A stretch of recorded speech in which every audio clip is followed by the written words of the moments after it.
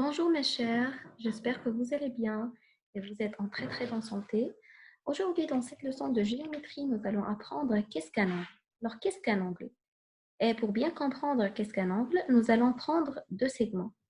Le premier segment et le deuxième segment. Et nous allons faire se rejoindre ces deux segments en un seul point. Là, en fait, nous obtenons ce qu'on appelle un angle.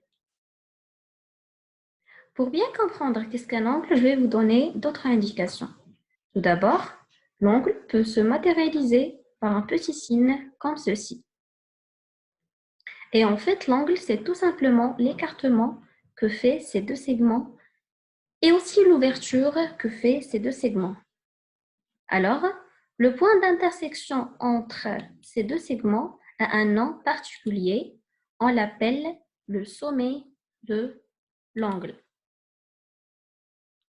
Alors, pour bien comprendre qu'est-ce qu'un angle, j'ai mis à votre disposition trois exemples, ou bien trois cas de figure.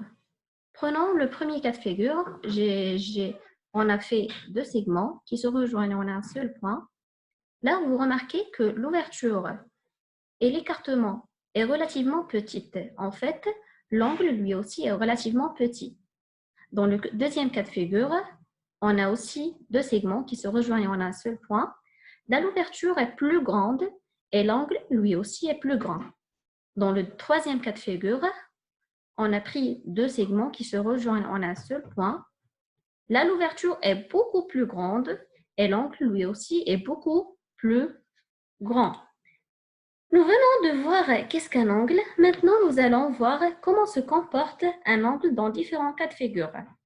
Prenons un angle et on pose cette question. Que se passe-t-il si on prolonge les segments?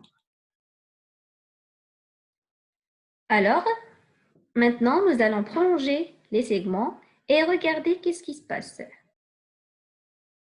Nous prolongeons le premier segment et nous prolongeons le deuxième segment. Là, on remarque quoi? On remarque l'ouverture entre les deux segments ne change pas, ne varie pas, il reste la même et il reste constante. Donc, on dit que l'angle reste le même. Prenons un deuxième angle ou bien un deuxième cas de figure et posons la question. Que se passe-t-il si je rapproche les segments? Ici, nous avons un angle et nous allons rapprocher les deux segments peu à peu. On rapproche le deuxième segment au premier. Du premier, regardez, comme ça. Là, on remarque que l'ouverture et l'écartement entre les deux segments est beaucoup plus petite. Donc, nous en conclurons que l'angle diminue. Passons au troisième cas de figure. Alors, je prends cet angle et on pose cette question. Que se passe-t-il si j'écarte les segments? Ici, nous avons un angle et on écarte peu à peu les segments. Alors, j'écarte le premier segment et j'écarte le deuxième segment.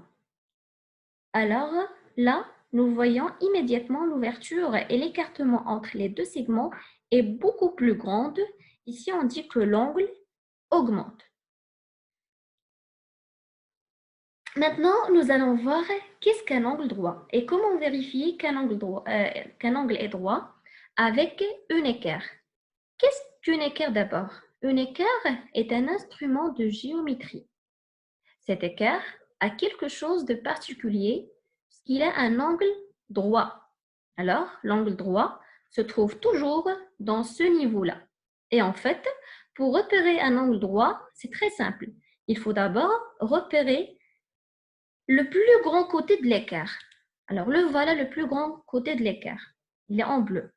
Et en face du plus grand côté, on trouve l'angle droit de l'équerre, comme vous voyez ici. Alors, j'ai dit, tout d'abord, je dois trouver le plus grand côté de l'équerre, puis l'angle qui est juste en face de ce côté-là, c'est l'angle droit de l'équerre. Alors, des angles qui sont comme celui de l'angle droit de l'équerre, on peut en trouver un petit peu partout. Prenons un carré. Si tu fais attention, tous les coins d'un carré forment un angle droit. C'est la même chose pour le rectangle. Alors, tous les coins d'un rectangle forment un angle droit. Comme on peut également trouver des angles droits dans les coins d'un livre ou dans les coins de télévision s'ils sont parfaitement rectangles. Alors, la question qui se pose maintenant, comment savoir si un angle est droit ou bien non? Prenons par exemple un angle et prenons un équerre. Et en fait, si on arrive à faire coïncider l'angle avec l'angle droit de l'équerre parfaitement, eh bien, on pourra en déduire que cet angle est droit. Et on met un petit signe, on met un carré rouge pour indiquer l'angle droit de cet angle. Alors, ceci, c'est un angle droit. Prenons un deuxième cas de figure. Donc, je prends l'équerre et nous essayons de faire coïncider l'angle avec celui de l'angle droit de l'équerre. Comme vous voyez, on ne peut pas. On ne peut pas faire coïncider l'angle avec l'angle droit de l'équerre. Eh bien, on déduit que cet angle ce n'est pas un angle droit. Prenons un troisième cas de figure et le dernier cas de figure. Alors, on prend un angle, puis plus petit, et on utilise l'équerre. Et là aussi, on essaie de faire coïncider l'angle avec l'angle droit de l'équerre, comme ça. On voit que ce n'est pas possible. Alors, on déduit que ce n'est pas un angle droit. Et puis voilà.